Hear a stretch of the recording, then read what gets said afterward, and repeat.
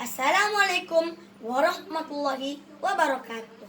Saya Raka Satria akan menceritakan tugas cerita fiksi yang berjudul Si Toyo. Di suatu desa yang sangat indah dengan suasana yang tenang dan tentram, memiliki hutan yang sangat rimbun, tinggallah seorang anak yang bernama Toyo bersama kakek dan neneknya. Ia bahagia sekali tinggal di sana.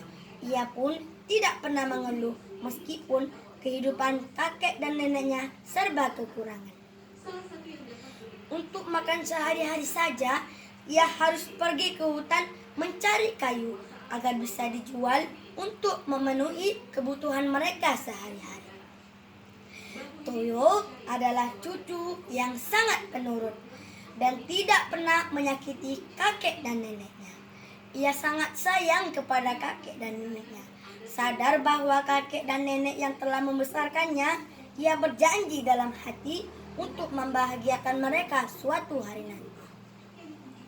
Tinggal bersama kakek dan nenek membuatnya sangat bersemangat menjalani hari-hari. Seperti biasa, pagi itu ia harus bersiap-siap untuk pergi ke hutan.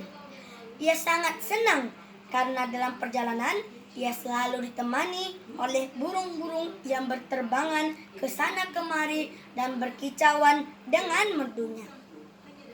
Ditambah lagi angin bertiup sepoi-sepoi, membuat hati dan pikirannya menjadi tenang.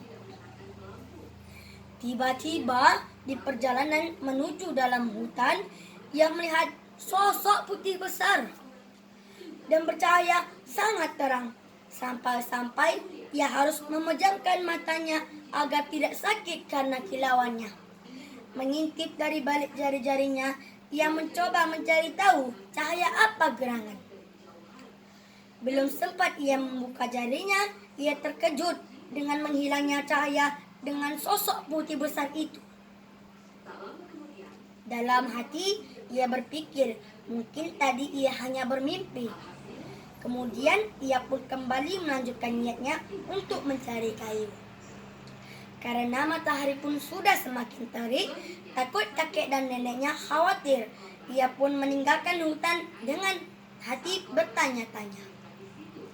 Sepulang dari pasar, ia menceritakan apa yang tadi dia alami di hutan kepada kakek dan neneknya. Mendengar ceritanya, si kakek dan nenek menjadi sangat khawatir apabila ia pergi ke hutan sendirian. Keesokan harinya, pagi, kakek dan nenek berniat untuk ikut menemaninya ke hutan mencari kayu. Sembari mencari-cari sosok yang kemarin ia ceritakan.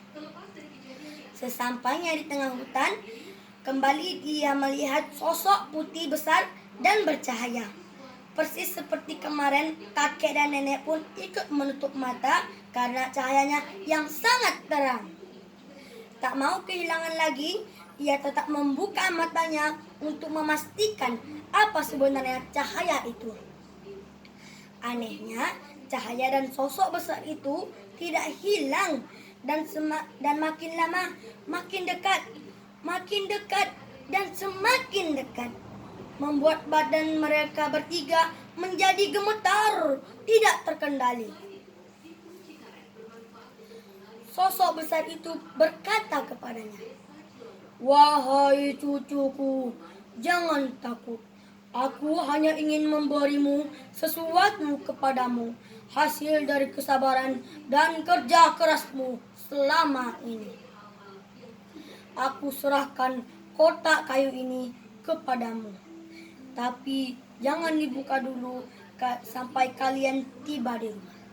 Dan sosok besar tadi tiba-tiba menghilang dalam sekejap. Masih dalam keadaan gemetar dan ketakutan, mereka bertiga saling berpegangan tangan dan secepat kilat berusaha berlari keluar dari hutan. Sampai di rumah, mereka bergegas membuka kotak yang tadi diterima. Dan alangkah terkejutnya mereka dengan apa yang ada di depan mata, emas yang sangat banyak. Mereka bertiga lalu bersujud dan berterima kasih kepada Allah. telah mengabulkan doa-doa mereka selama ini. Dengan emas yang begitu banyak, tidak membuat mereka jadi sombong. Tetap rendah hati dan menolong warga desa yang juga kekurangan. Sekali seminggu, mereka pergi ke kota untuk menjual serpihan-serpihan emas itu. Dan digunakan untuk membangun desa dan untuk keperluan kehidupan mereka sehari-hari.